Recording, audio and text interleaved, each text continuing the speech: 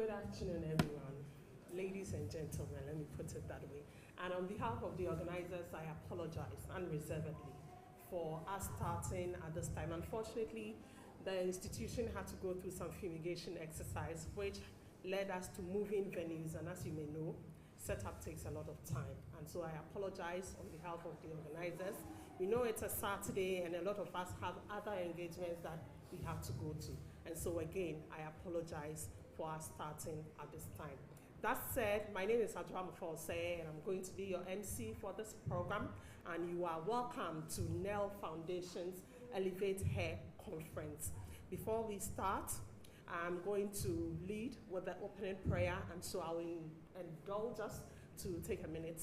Let's close our eyes and let's say the opening prayer.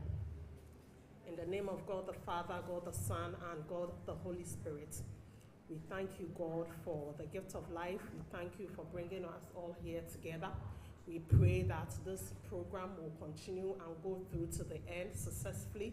We pray for all of our speakers, all the guests, both physical guests and those joining us online, that will all contribute and make this a success, and we'll look forward to a 2.0 next year, even bigger and better.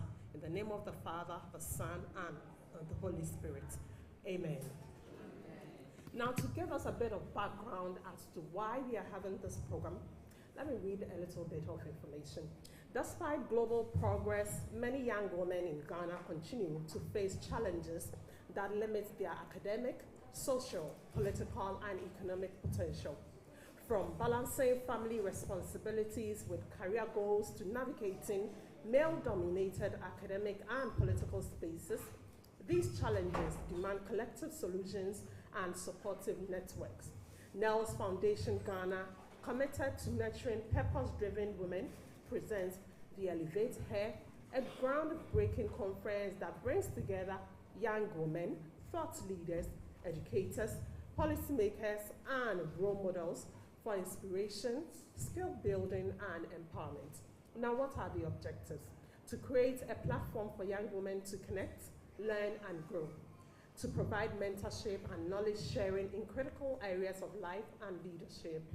To promote gender-inclusive development by empowering women to take bold roles in academia, in politics, family, and technical fields. And so this is the background as to why this program is being held today. I think we've all are aware that in the last few years, we've been talking about equality and equity. And every year when we celebrate International Women's Day, we talk about the fact that more women need to take up leadership roles, more women need to get into STEM education and get equity and equality in fields that are male-dominated. And so this is the background as to why we are having this conference today. We need a lot more of this because we cannot emphasize enough how much women need to be encouraged, to be pushed, and to be trained to take up roles that years back society made it look as if it was a male thing. And so that is why we are here today. Without further ado, I'll call on the founder of Nelle's Foundation, Ellen Darko, to give us the welcome address. Please let's give her a round of applause.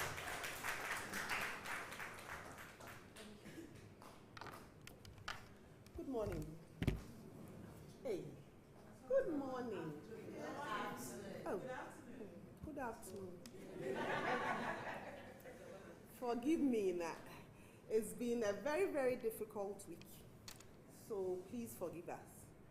Before I start, I know that most of you know me as an NPP person, and proudly so. But with what has happened this week, and with the loss of our brothers, they may be from the other side, but they're still our brothers. So I would like to take this opportunity and ask us all to observe a minute's silence in remembrance of our brothers who were killed on Wednesday in the helicopter crash.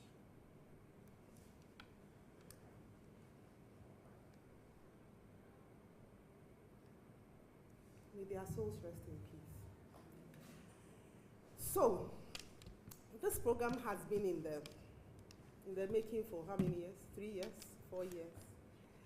And we've always wanted to have a forum where women and young ladies in our own circles will come together for a lot of things, good things.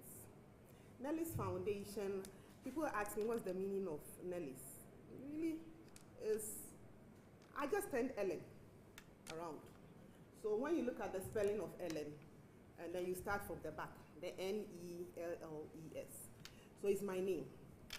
And as 3 years ago, on my 40th birthday, I decided that we're going to start this foundation. One, to remember my mother. Those of you who knew my mother, I think two of you here knew my mother, of Mabel and Hannah. Years ago, they met my mother when we were in the university. That should be how many, 20 years ago? University of Ghana. And anybody who knew my mother, her name was Mrs. Victoria Deku, was the very, I don't know how to put her, but everything you would want to be. My mommy was a very prayerful woman, a very strong woman. So the strong side that you see of me, that is her, but in a very polished way, very educated, extremely intelligent. So mommy left early, and for me, I wish she was around so that the sort of experience that she had, a lot more people could benefit from her. My sisters and I have 2 other sisters, well-achieved sisters. In fact, in the family, I'm the one who has not really achieved a lot. Abna is now a cardiologist. She's in the US. And Ya is a horticulturalist. Yeah. I mean, she's done the agric to the extent that she has a PhD. And that is the sort of woman who brought up 3 girls, and she left us she just left us like that. One morning we got up and she was gone. But that is God's work. So I thought about her and the fact that she still has a lot of writings. She still has a lot of books, and she loves books. She still has a lot of things that I think my sisters and I can share with others. And the things that we learned from her, we should also give the opportunity for people to also know. That is the first one. The second one too is my advocacy through politics. I found out that if I had somebody to mentor me, especially with the politics, things would have gone on a bit better and faster. I've gone through a lot that I believe that I can also hand it over to my other young ladies who also want to get into politics. So when I thought about this conference, the Elevate Her conference, I felt like, well, it's not just the politics. Other people may not be interested in politics, but there are other areas of life that they also need mentorship. So if you look at I'm sure you have the program, when you look at it, you see that I have Honorable Fatimatu Abubakar, my very good friend, and the former Minister for Information. She'll be here very soon. I wanted her to join me for us to deal with the young ladies who want to do the politics and public speaking and all the things that's got to do with it. And then I have Auntie Mausi, my mommy. Yes, she's a politician, but on the quiet side. She is more with TVET. She's the immediate past Director General of the Ghana TVET service. So there are some of our young ladies who are very interested in getting an extra trade, apart from the career that you're learning in school or whatever you want to do in the future. By now you should know that that career will not carry you through life. Only that. You should know something extra. And let me use myself as an example. A lot of people don't know that I sew, and I can sew. Because I was fortunate. My first degree course I did at the University of Ghana, I did BSc Home Science. And whether you like it or not, a whole semester, you will sew. My sewing is not perfect. In fact, my lines are crooked. When I put it, you see that I have problems. But then I can sew. I don't have to go to a seamstress or a tailor to put on my buttons for me. When my children's clothes are torn, I don't have to pay any extra money. In fact, when push comes to shove, I will sew clothing for my children to wear. It might not be the best, but at least we are not naked.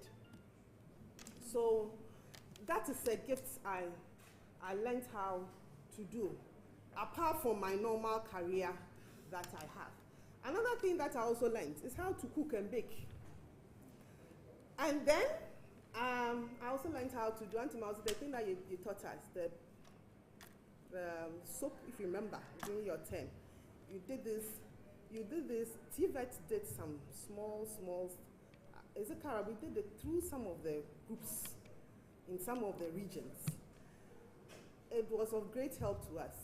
You might have thought that it was one of those things, but for some of the young ladies, it has given them something for them to do. So Auntie Martin is going to talk about how we can also look at that part. All of us think that it's the normal grammar school that we should go. When I say grammar school, I mean the SHS and all that. And that is what will make us what we are. But TVET education is also extremely important. And so she'll talk about it today on why we should also look at that. And then I also decided to bring Professor Wedi.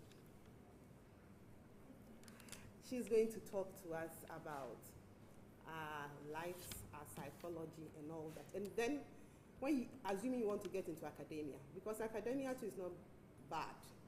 You want to be a lecturer. You also want to be a professor. And those of you who don't know, I do part-time lecturing here too. Yes. So Prof is going to, when I say here, I mean UPSA. And then, so Prof will talk to us about that. And then my friend Hannah, we're at Legon together. She deals with what we call occupational health. We all leave our homes. Most of us spend a lot of time at work than at home. And a lot of us have issues because of how the work environment is. The young ladies need to know that where you are going, it's not that easy. How do you equip yourself? And then, of course, Auntie Harriet, cash, goodie, money, the soft life is also important. We don't need men to give us soft lives. We can have the soft lives on our own so that you will have a choice to who you marry. You will not be with a man because you are hungry. You be with a man because you want to be with that man. Learn how to make money, plenty of it. And she's going to talk to us about how to deal with making money, especially through real estate. And that's what she deals in. And of course, other money-making ventures. So you are all welcome. This is the first one. Hopefully, we'll have the next one in better circumstances as a country. And I'm sure we'll get a lot more people being interested. This week, everybody's heart is down, so I get it. But as we say in Tree,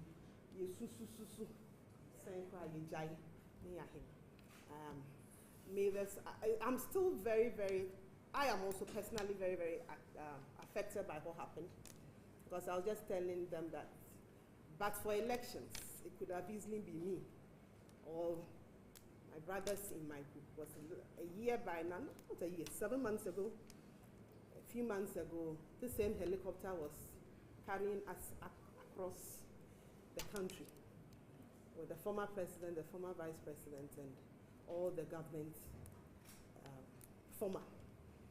Fati will tell you her experience. She has used that helicopter because there was a Piete incident. That's what they took to Apiete. She's used it more than 20 times. So for us, the politicians, this is tough. Could easily have been us. And let's pray that we do our things well, led by us, the politicians, so that such disasters will not happen in the future. Thank you all for coming. And even though we are in a somber mood, please enjoy the program. I beg you. Well, I think we can do better. Let's do better from there for putting this together.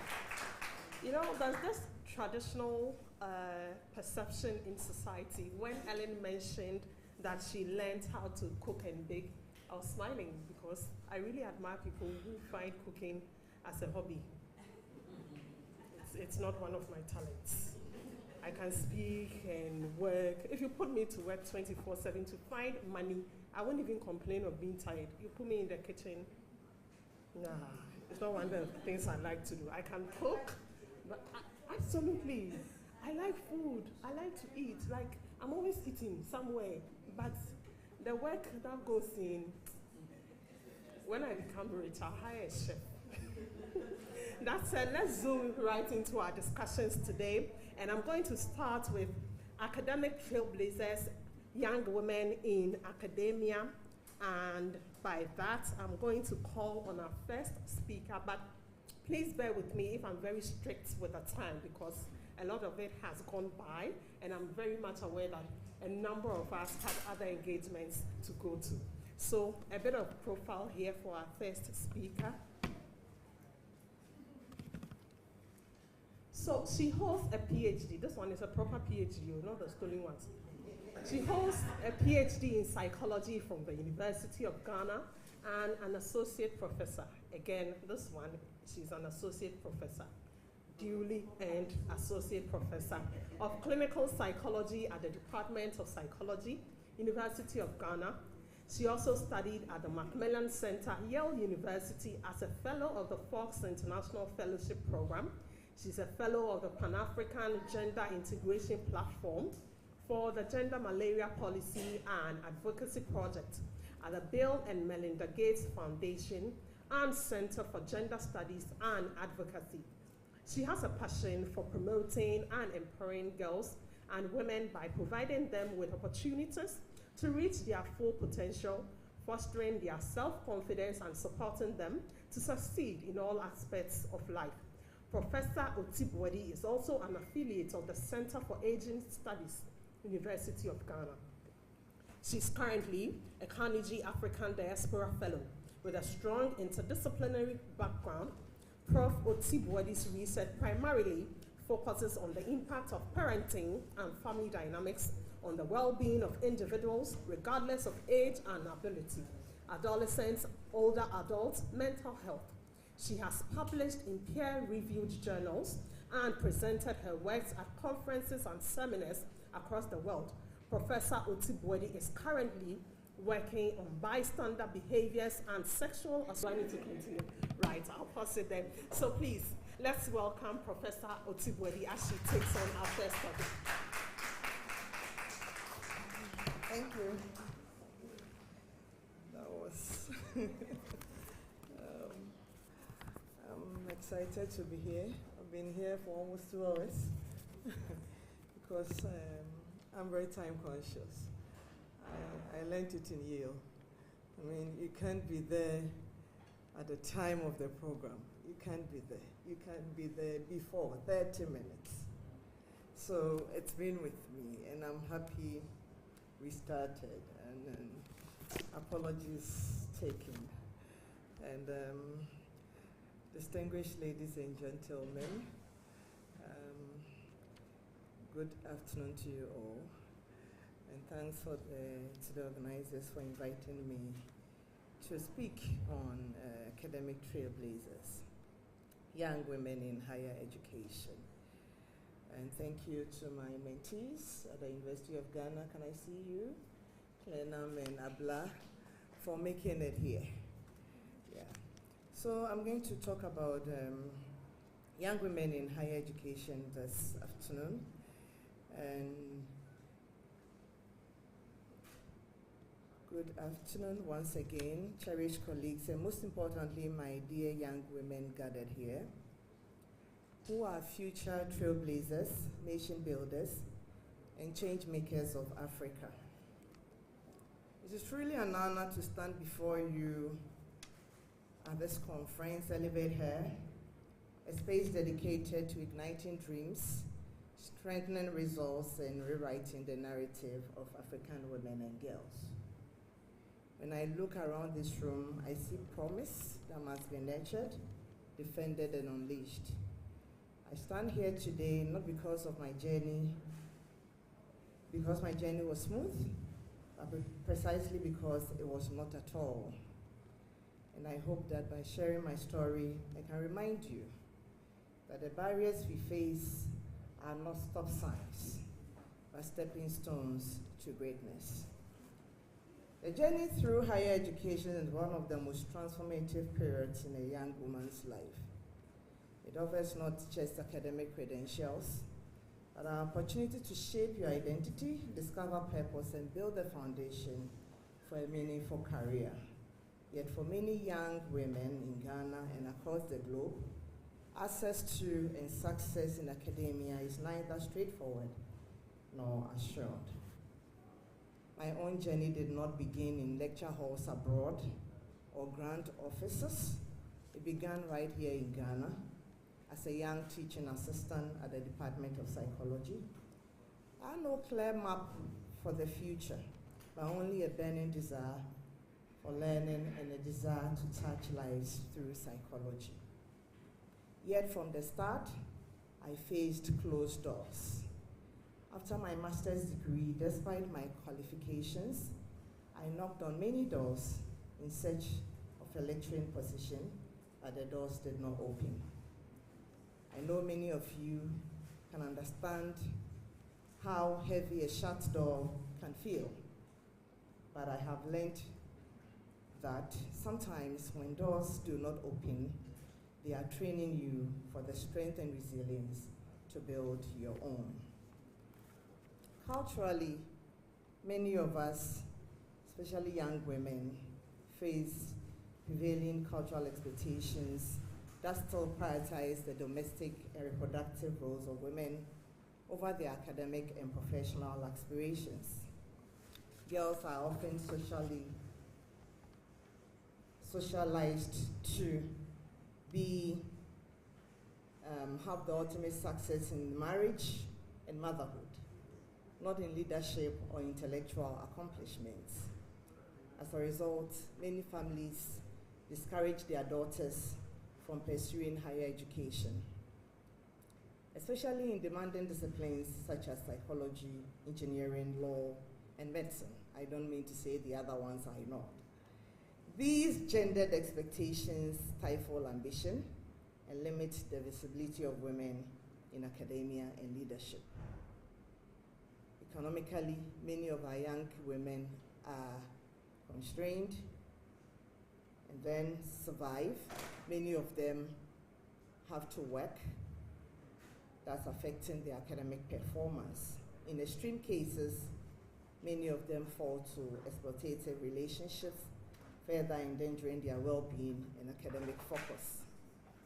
They face discrimination, sexual harassment, cases of inappropriate faculty-student dynamics, and exclusion from key academic positions are still common. In male-dominated departments like mine, women are often perceived as exceptions and their capabilities questioned. Such environments erode self-esteem and discourage long-term academic pursuits. Women are less represented in many of the academic positions, such as deans, heads of departments, research leads. And without women at the decision-making table and men who are interested in the growth and development of women, institutional policies may fail to consider gender-specific challenges, thereby perpetuating inequality within the system. For me, a breakthrough came through the generosity of a mentor, Professor Charles Oredu, who gave me an opportunity at teaching at the Regent University College, where I taught, I counseled, and I grew. From there to Ghana Technology University, where most of the time I was the only woman in the department. But I stood tall, I contributed meaningfully, and I dreamt bigger. Working full-time, I enrolled in a PhD program at the Department of Psychology. I was a mother, a wife, a counselor, a teacher, and a student all at once. Many nights I wondered if I could do it at all, but every night reminded me that the impossible often bows to determination. In 2014, I had a scholarship to study at Yale as a fellow with the Fox International Fellowship Program. I was a young woman from Accra, walking the walls of one of the world's top universities. The international exposure expanded my worldview, but more importantly, it deepened my commitment to bring the knowledge back home. Most of the time, you get them asking you, how did you get here? Because you are black. And they don't expect somebody like that to get to Yale because it's white dominated. But I decided to come back home with what I had gained, because Africa does not lack brilliance. We only need the platform to shine. After my PhD, I didn't get back as a teaching assistant, but I got back as a lecturer at the University of Ghana. In 2022, I rose to become a senior lecturer, and just recently, I'm honored to have received a promotion to the level of associate professor. Research is the heartbeat of higher education, and most of the time, women are not well represented in research. If you look at the statistics, there are many women whose publications cannot be found in the global space. But we need to build the confidence of young women in research. We need to prioritize women for scholarships, research grants, and exchange programs like what I had. Universities and donors must deliberately close the gender gap in research funding, and young women be encouraged to pursue research that connects fields like technology and education, psychology, public health, and so on. So how do all these relate to my story? And how does my story mean to you today? It means you can rise. Not because it will be easy, but because you are stronger than the barriers before you. It means you belong in every space you dream of occupying, be it academia, boardrooms, research labs, or parliament chambers. It means that Africa needs you, your ideas, your innovation, your compassion, and your resilience. My sisters gathered here this afternoon. The world will not always hand you opportunities. Sometimes you would have to carve them out yourself. And sometimes you would have to build doors where there are none. Yes, there will be stereotypes to overcome, but my presence and that of other speakers here today proves otherwise. We are wives and we are mothers. We are brilliant scholars and innovators. We can raise families and still raise the standard of excellence in our fields. Throughout my journey, I have seen the magic that happens when we dare to dream and inspire others. That is why I founded the Positive Impact Mentorship Group at the Department of Psychology, established to remind students that knowledge is not enough if you do not pass it on. That is why I started also the 50 Encounter Club, because aging must be graceful and wisdom must be shared across generations. Mentorship is a powerful tool for academic and personal transformation.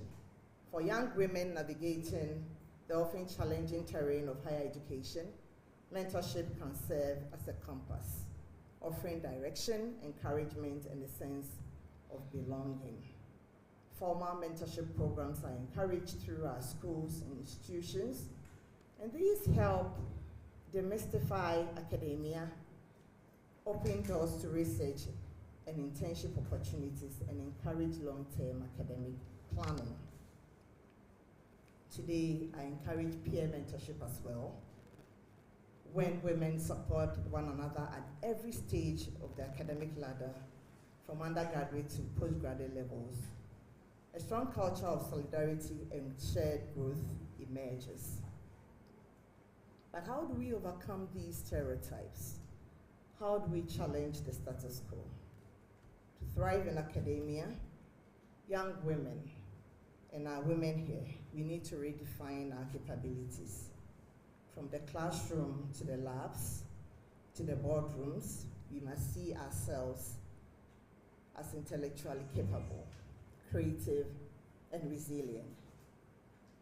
Institutions like UPSA, University of Ghana, and all other academic institutions have a huge role to play. Inclusive curricula that reflect diverse voices and experiences beyond the Eurocentric, male-dominated perspectives across the globe.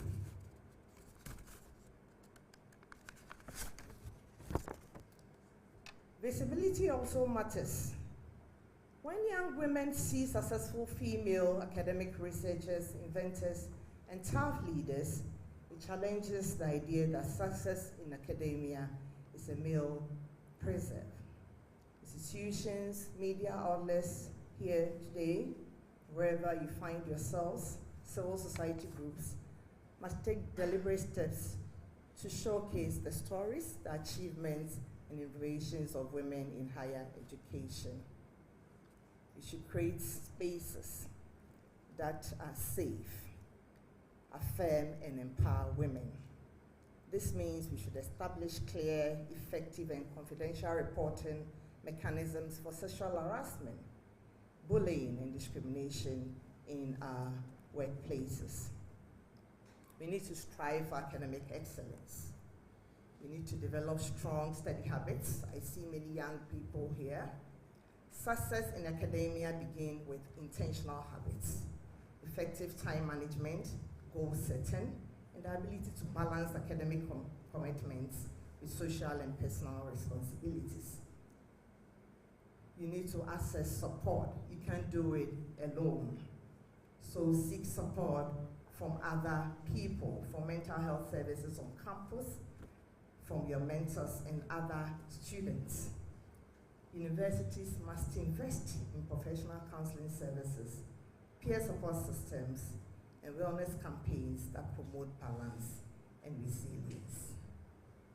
So today, I challenge each of you to rise and reach back, pursue that degree, write that paper, apply for that grant, speak at that conference, start that business you've been thinking of, run for that office, mentor that girl, fight for that policy, build that network, call that business person, and when you break through, hold the door open for the sister right behind you to also enter. To be an academic trailblazer is a charge. To chart a path where others see a barrier. It means not only acquiring knowledge, but using that knowledge to uplift others, question the status quo, and shape society. As young women in higher education, you are not only students, you are leaders, you are innovators, and you are agents of change. As you rise, remember that balance is possible. Not a perfect balance, but purposeful balance.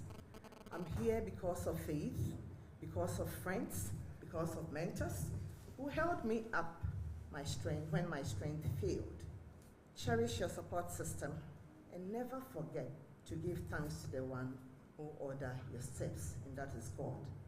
Let us all commit to building a culture of academic excellence that is inclusive, empowering, and transformative.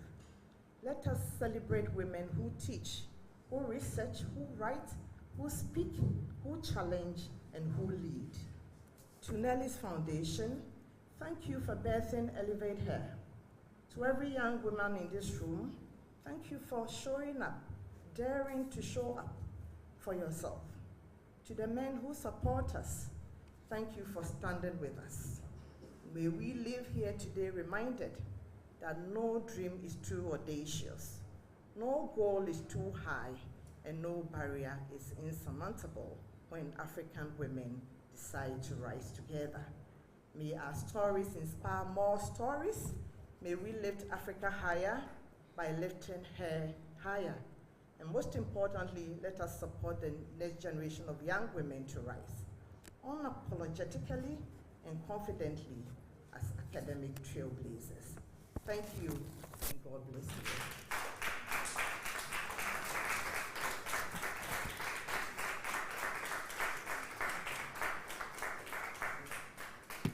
I think we can clap a bit more. So my takeout from her presentation were two things: further education and time. I am very British with my time. If you find me showing up anywhere late, it's because there probably was an emergency or something really crucial happened. And mentorship also. I have been very privileged to have mentors at every point in my career, wherever I go to and whatever I start, I want to do. And so with education, last year on 18th December, I graduated with my second master's from this institution. And it is because I have mentors who push me and do not allow me room at all to relent on education. Am I done? No.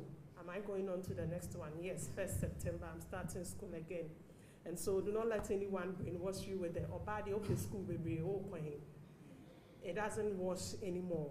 We are zooming into the TVET conversation right about now, and I'm going to give you a bit of profile about our speaker.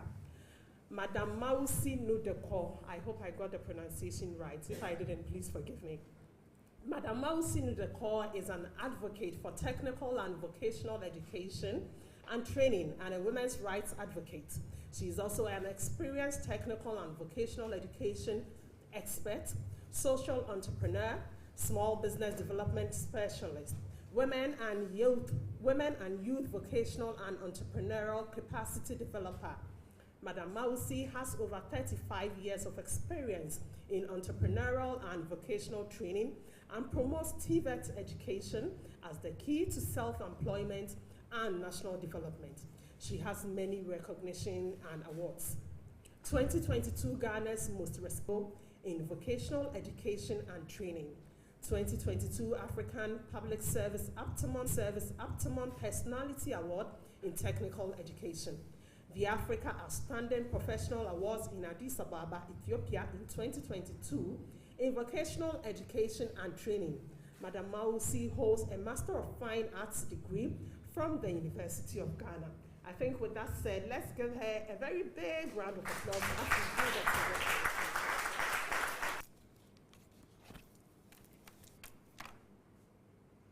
Good morning to you all. Hey, you see?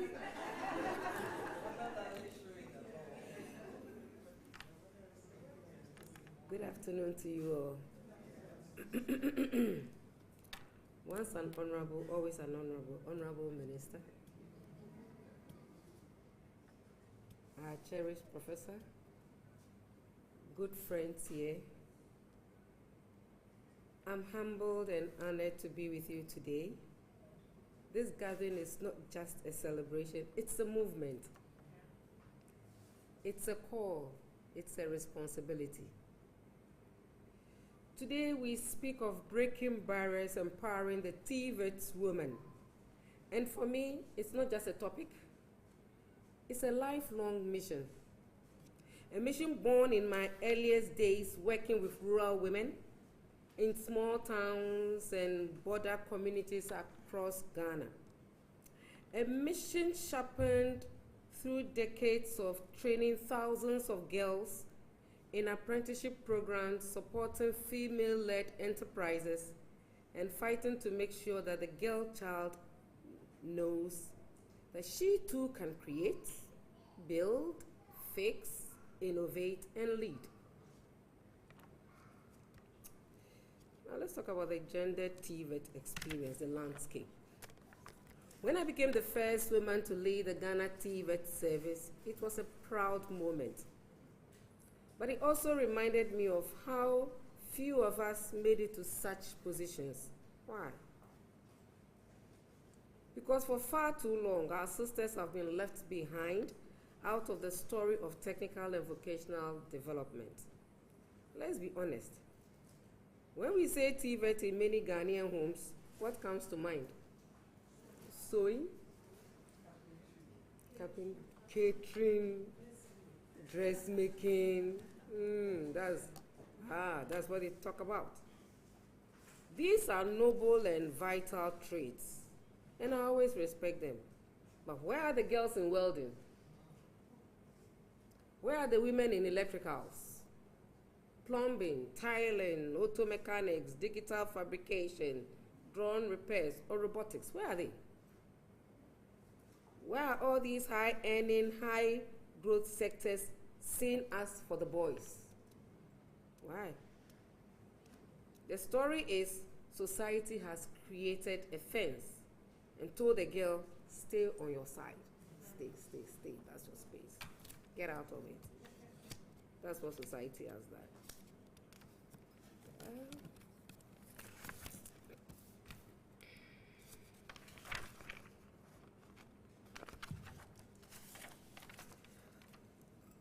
In our history, Ghanaian women have always broken barriers.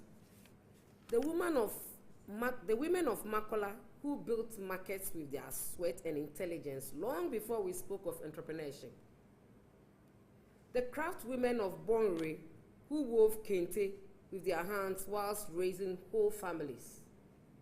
The queen mothers who advised the kings and mediated conflicts. The young woman in Setri, who fixes motorbikes for a living. The disabled girl in Ho, who teaches sign language and runs her own soap building business. We have never lacked strength or skill. We have only lacked equal access to opportunities. The barriers are real. Let me list the barriers that I've personally seen from Bolgatanga to Takrady. Cultural expectations. Many parents still believe a girl's destiny is marriage, not mastery. Lack of female trainers is another. In most male-dominated trades, girls are taught by men, who sometimes discourage them or treat them unequally. Infrastructure. Few schools have washrooms and dormitories friendly to women. Few workshops accommodate nursing mothers or allow for menstrual hygiene dignity. Now, financial constraints. A boy gets tools after training. A girl must often fend for herself, sometimes to trade her dignity for assistance. Sexual harassment and discrimination is another. Sadly, many girls drop out of TVET because they feel unsafe, especially in informal apprenticeship settings. These are the realities we must confront. But I've also seen change, real powerful change. Let me share this. In 2022, when I was named Ghana's most respected CEO in vocational education, I was deeply honored. Not for the award itself, but because it showed the world that TVET leadership is not just a man's job. That same year, I received the African Outstanding Professional Award in Ethiopia, and I carried Ghana with me in my heart. I carry the stories of the female motorbike mechanic from Wale Wale, the solar technician from Sunyani, the fashion entrepreneur from Aplau who now exports her designs. These women are breaking barriers, not because someone handed them a solution, but because someone gave them access. That's all we need to do. So what must we do? Let me speak plainly. Policy must be gender intentional. We must stop pretending that TVET is gender neutral. It's not. If we build a center without changing rooms, hostels, and scholarship for girls, we are excluding them from the start. Gender responsive budgeting is not a buzzword, it's a strategy. Let's support women in non-traditional trades.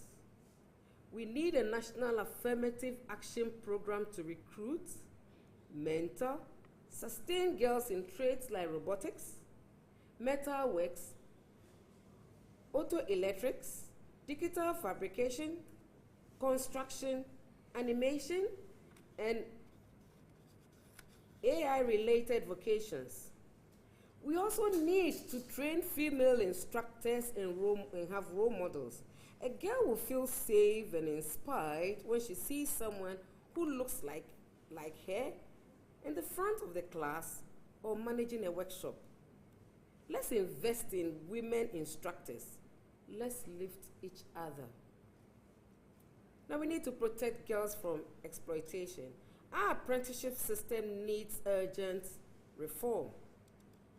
Master craftsmen must be trained in gender equity, and master craftsmen must be trained on gender equity, and we must create safe reporting channels for abuse.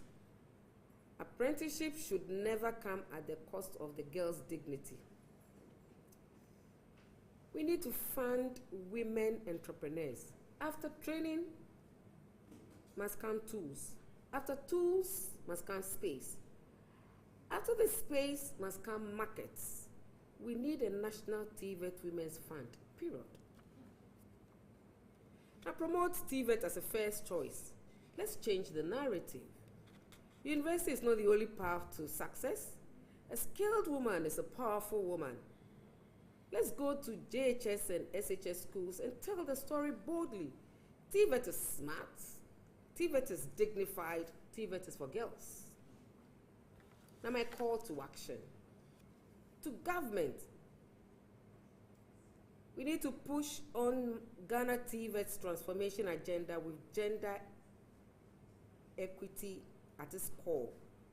To our partners, we need to support, they need to support capacity building, toolkits, and mentorship programs, especially for women. To the media, let us tell the story of the ordinary woman doing extraordinary things with her hands, tools, and heart. To our traditional leaders, you need to encourage families in your communities to send girls into all trades, not just the female ones, not just the feminine ones. And to my young women here today, you are not too small to dream big. If no one gives you a seat, carry your own chair. If the door is locked, break the door and walk in. When you rise, lift others. In conclusion, the future we can build. I believe in Ghana, I believe in Africa, but most of all, I believe in you, the African girl and the Ghanaian girl who fixes, sews, wires, builds, designs, teaches, cooks. Someone says she can't cook. Why you can't cook? Sells, repairs, and leads. Let us build a Ghana where our girls are not limited by what's acceptable, but are empowered to do what is possible. Let's break every barrier and build a future where TVET is not for survival, but for soaring. And all this, I must say, God bless our girls. God bless you all. Akpenami. Thank you.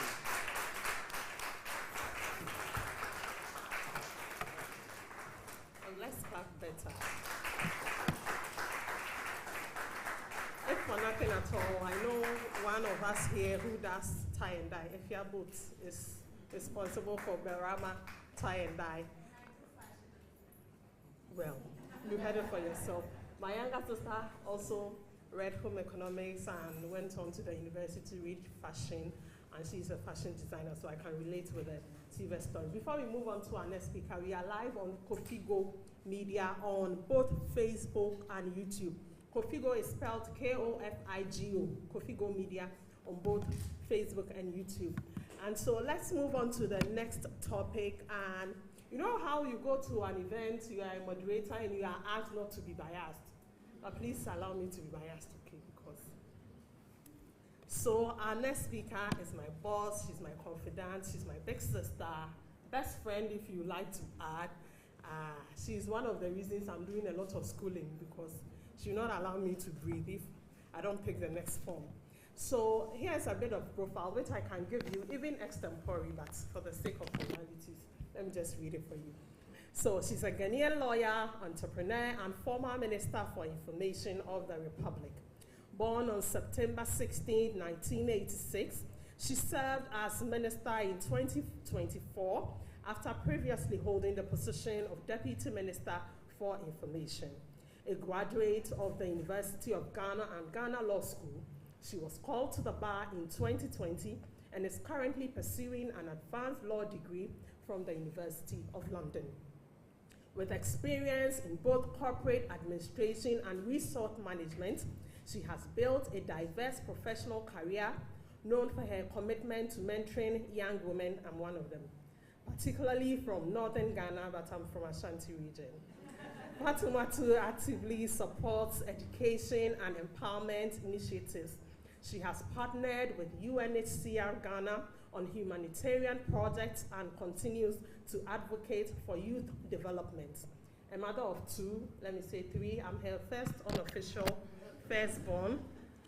Fatumatu Abubakar remains engaged in legal practice, business, and community service, building on her experience in government communications and public administration. Ladies and gentlemen, to take on the topic of power and purpose, navigating politics and social influence, please, with a round of applause, let's welcome Honorable Fatumatu Abubakar.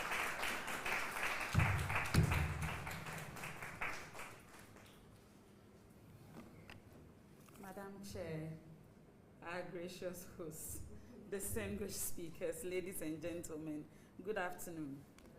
I almost couldn't make it today. I've been indisposed for about a week, but I said I wouldn't miss this opportunity for anything. So please, if I happen to fall down, just get some mash kenke for me. I'm so excited to be here. I'm passionate about women in leadership as well. And anytime I'm invited to talk about women in politics, I will not miss that opportunity, because sometimes we underestimate the extent of the neglect, the extent of the problem, and what is expected of all of us in terms of our advocacy, so that we can amplify the causes of women in politics and get a lot of our young women interested in what we do in frontline politics, so that they also avail themselves for mentorship and eventually take up political positions, whether by election or appointments. So I'm so grateful to Ellen for inviting me to today's program. You heard that long profile from Adjoa, but in a nutshell, what she's trying to say is that I'm the only bona fide member of the Ghana Bar Association and the Chop Bar Operators Association of Ghana. Because I'm a lawyer and also a restaurant owner. I own a catering. That's basically what I do. I am in politics by accident. I've always said that. Sometimes people say, no, we saw it coming from your days at the University of Ghana, the strength of how strong your advocacy was and how available you were. We knew that one day you would end up in leadership somehow. I didn't see that. All I wanted to be was to be a lecturer. When I see the female professors, I don't even know how to act around them. I'm like, oh, you are living the dream. One day, that's exactly what I want to do. Lawyer, politician, everything, name it, female graduate, whatever you think there is a first generation of, that's exactly who I am. Because I come from a village in Garu, in the Upper East region called Azugori. And in my village, maybe a community of about 400. My grandparents migrated to Ahafo region, and then my parents migrated to Kumasi, where I was born and raised. All my life I thought, oh, learning is good. I'm excited to be in the classroom for whatever reason. So if I learn something, maybe I should give back to the community in any way that I know how. But what I did not expect is that when you invest in self-development, when you invest in capacity building, you wouldn't know where the opportunities will come from. Sometimes you don't even have to apply. Just by being consistent, building integrity around what you do, a lot of people will start recommending you for opportunities. When they say we need a female speaker, they'll say, oh, call Fati. We need someone who is good in mobilization. They'll say, oh, call Fati. Oh, we need someone who can prepare a very good script, who can do a good presentation. Oh, call her. So gradually, the opportunities kept coming. Although my mom is a chop bar operator, my late father was a timber operator, they were uneducated, but they gave me everything through the public school system to be whatever I could potentially be. And suddenly, I got a call that, oh, in 2015, I received a call that, oh, they said the then flag bearer of the new patriotic party, Nana Akufo-Addo, His Excellency, is old. We need a lot of young people around him, around his campaign, to show that he's young at heart. But they also need young people who are articulate, who can stand in front of crowds at rallies and speak. I was sitting my somewhere, selling my share butter, small. I'm a trader before anything else. Forget about the lawyer and the books. I'm a serial trader. Give me anything and I'll sell it. So I was minding my business, and at that time, when I was at university, they used to call my room World Trade Center, because we sell eggs, newspapers, anything. If you burger and then you get some clothes you want to sell, bring it to me. Just one round in Legon Hall and Volta Hall is gone. And then I'll take my cut. So I thought I was minding my business, trading and learning how to scale up. And then boom, that opportunity came. And I had met the former president just once in 2011, where I had the opportunity to go and greet him at the house. One of my friends in the party introduced me. So I was not that close to the corridors of power to have any expectations whatsoever. But someone said, oh, if you need someone who can speak at the rally grounds, then call Fati. And I was sitting my somewhere. They said, the flag bearer wants you to come to Sunyani. They are going to announce you as a campaign aide. God. I said, what? Unbelievable. I started calling my family members. I didn't even know what to wear to that conference. And eventually, with all the tension, that night, when I arrived in Sunyani, I couldn't sleep at night. The morning of the conference, I didn't even know where to stand. I'm holding my accreditation, I'm fidgeting. And when they mentioned my name to come up the stage, I didn't hear my name. So I even missed that opportunity.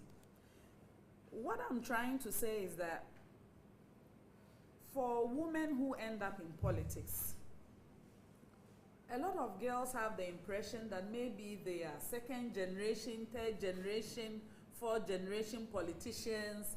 They are children from some class of families who end up doing what we are doing. And talking about some of these experiences slightly to show you that you don't need all that. You don't. By the grace of God, building capacity and integrity will take you places that you did not anticipate to go. Politics in Ghana is not left for a particular class. So if you are sitting here, oh, maybe I would have been a good MP, but who am I? My mom is not known, my dad is not known, nobody knows my family. Then I don't think I belong to that class. No, you do belong. If I ended up here, trust me, you may be on your way becoming the next president of Ghana. So please, don't be distracted and don't think that you don't belong there. Secondly, people ask why? Why do women want to end up in politics? Barely a century ago, even in America, women were not voting. Who called you here? That you people are now peche, you want to take over everything, everywhere you want to be. The science, the data, the statistics, even from the World Economic Forum, is showing that if we get the full participation of women, the global GDP is going to grow by 12 trillion. By 2030, the global GDP, if we are allowing women to be in management, be in leadership, be in the boardroom, if there is parity, the fear is that even the 2025 report that the World Economic Forum released as part of their Global Gender Gap report shows that globally, parity is at only 68%. So it will take us another 123 years to reach gender parity globally. So you look at it and you're like, oh, no. This thing, will it even happen? We don't think it will happen. But let me show you how it will happen. It may not happen across board. Areas in some sectors, through our advocacy, if we have classes that we are advocating for and making sure policies are changing, we are driving legislation to get the kind of laws that support women, then in our own small way, as a country of an estimated 34 million, we will get there. Because what we have achieved now is that when it comes to basic and secondary education, Ghana is one of the countries that has achieved parity. Is that not the case? So in our lifetime, it is possible when it comes to governance and so on and so forth. What is the stumbling block in our current situation today as we sit here? If you ask me as a Ghanaian NGO, if you have a caucus, you want to go out there and do advocacy, you will be clear in your mind what ought to be done. At the moment, we have 19 cabinet ministers. 2 are women, representing 10.52%. We used to have 6 women in cabinet, representing 31.5%. But now we have 2. And I've seen a lot of people across political parties advocating that should there be any reshuffle, they should get a lot of women in cabinets. That being said, if you look at our 1992 Constitution, Article 78 of the Constitution, it is, although the President has a discretion to appoint his cabinet, that discretion is to some extent influenced by this provision, which says that the President must appoint majority of the cabinet ministers from Parliament.